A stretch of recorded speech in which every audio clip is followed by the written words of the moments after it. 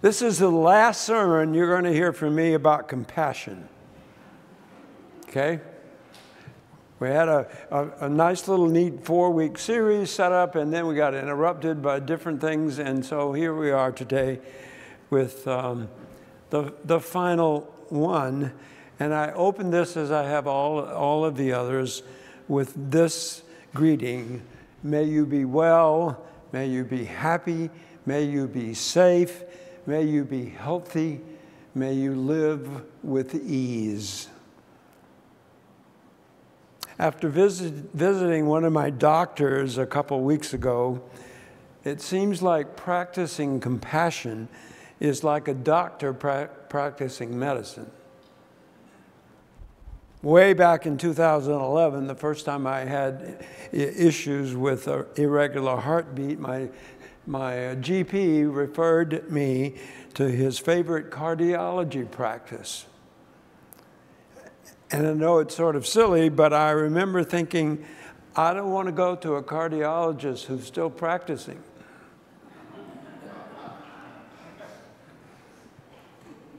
And to make matters worse, when I needed to have more serious tests and ultimately a couple open heart surgeries at Washington Hospital Center, they referred me to the surgical practice of the best heart surgeon in Washington, D.C. Mind you, he was the best, but he was still practicing. Okay, so I'll take this silliness any further. But you get my point, and it's not really silly by any means. In some ways, in the same ways that doctors, even the very best ones, practice medicine, we are called on as human beings, as people of faith, to practice compassion.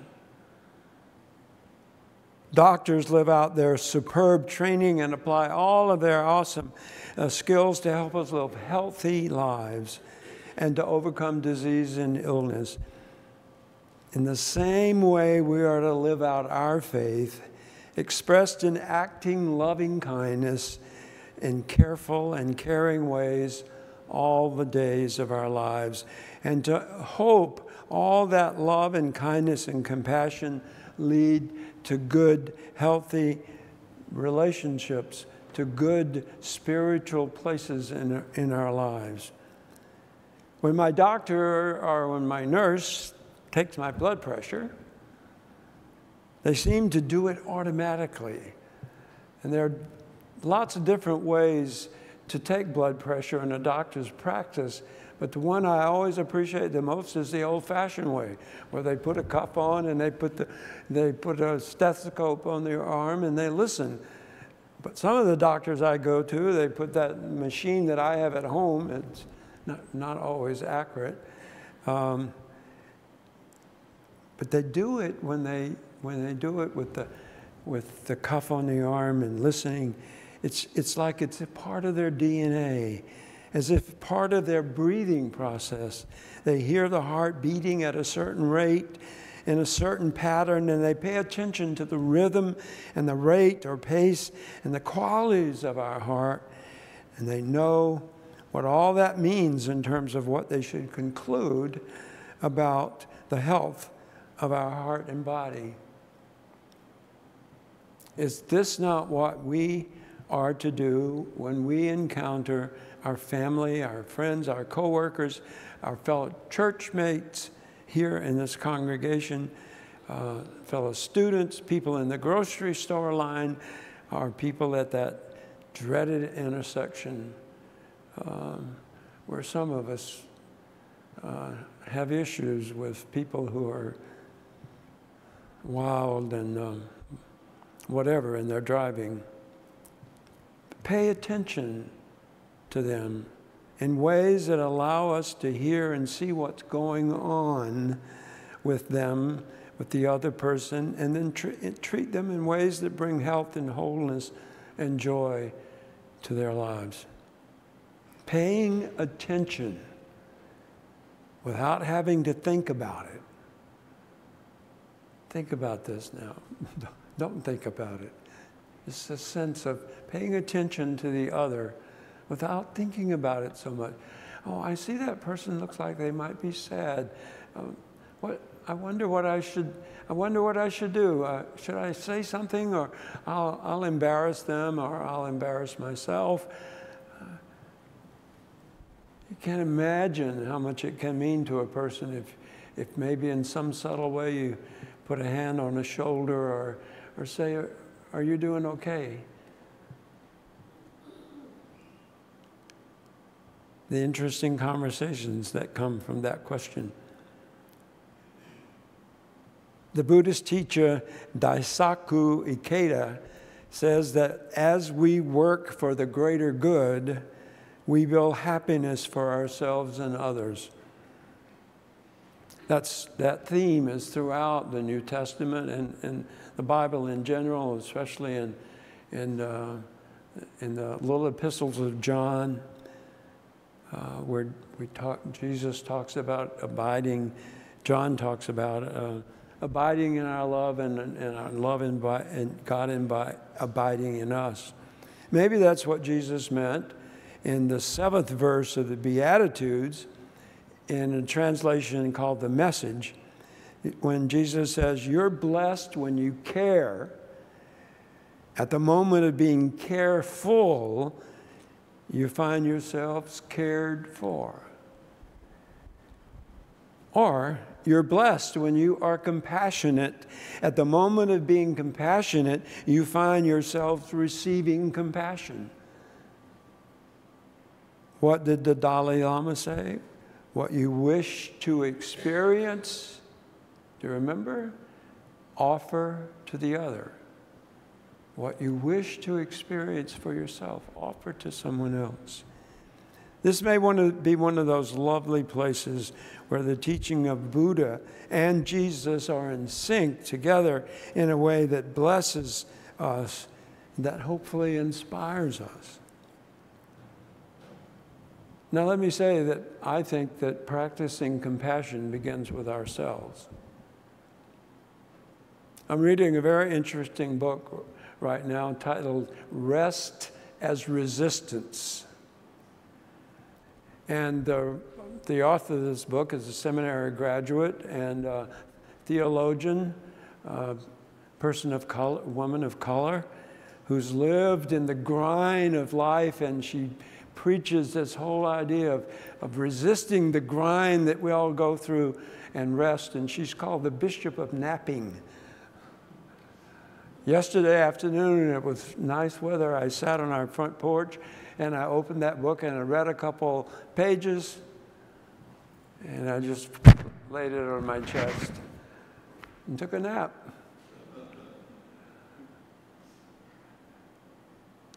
Compassionate, being compassionate for ourselves.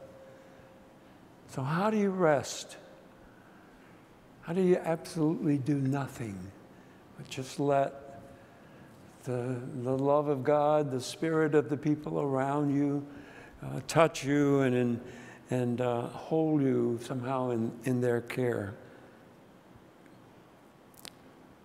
How many of us have been good to ourselves this week, even this morning? Jesus said, love your neighbor as you love yourself.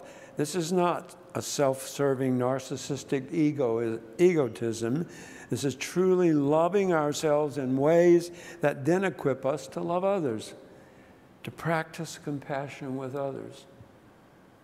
But a warning may be in order for some of us. I'm including myself in this warning, but less so in my senior years, that the more we do for other people, the more the path of our own happiness will open up. But in realizing this, we discover a sense of gratitude in being able to help them. But when we seek to help others beyond what is really needed, or in ways that do not honor their own unique abilities or gifts, or when we seek to help others in a way to make ourselves feel better, and sometimes when we help others to our own detriment, and I know you're all human beings, and I know we do that. We call that codependency in the realm of psychology. It's that we do for others at the detriment of ourselves. And I want to risk here by saying that codependency is not compassion. It's something else. Taking care too much is not necessarily practicing compassion. I suppose that's another sermon for another time, and it's certainly a sermon I need to hear. And some of the sermons I write are prepared for me. You get to listen in. I want to wrap this up by sort of recounting 6 different ways of practicing compassion where it becomes the default setting for our lives. The default setting for how we treat other people and ourselves. The basic assumption in all of this is that wishing all persons to be free of suffering. The wish to relieve suffering and its causes, coupled with the urge to act in order to do something about it. Do unto others, Jesus says. Love your neighbor as yourself. Love yourself first. And then it's also about showing empathy versus sympathy. Empathy is best defined as our ability to sort of resonate or to share in another person's emotions, while also recognize that the primary emotion that resides with the other person, to walk in another person's shoes, to walk in another person's moccasins. And sympathy is, my opinion anyway, it's okay, but it's mostly feeling pity and sorrow for someone else's misfortune. We have sympathy for the flood victims, for almost everybody in the world right now except this region that somehow is blessed with good weather and safe weather and a good, safe life. I wake up every morning and go to bed every night being grateful for where we live and the conditions of the climate where we are, although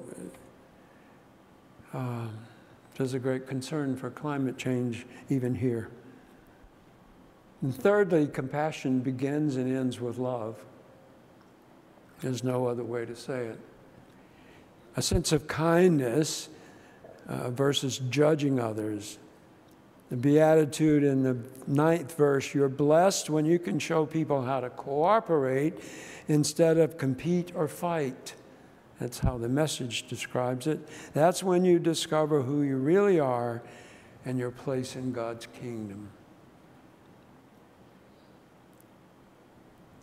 And in my experience as an interim pastor during these transitional times, there's a lot at stake.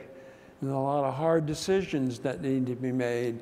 And those times call for us to be especially attentive to how we are treating each other and how we are treating ourselves. Then fifth, attention to the common humanity versus being isolated in our own suffering or the suffering of others and forgetting to see the world around us. You're blessed when you care. Remember, at that moment of being careful, you find yourselves cared for. And then finally, being mindful. There's a whole movement around this idea of mindfulness. And schools are, in some places anyway, helping kids learn how to be mindful versus an over-identification with our own suffering or with the suffering of others or with the power a difficult person holds over us. Remember, not letting someone live rent-free in our heads. And in verse 8 of the Beatitudes, Jesus said, you're blessed when you get your inside world, your mind and your heart put right. Then you can see God in the outside world.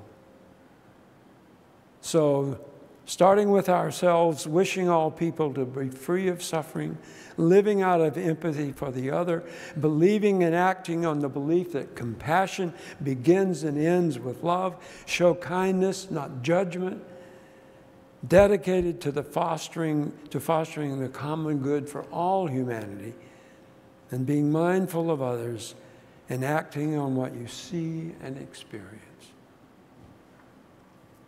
So indeed, may you be well. May you be happy. May you be safe. May you live at ease. May you be healthy this day and in the days ahead. Amen.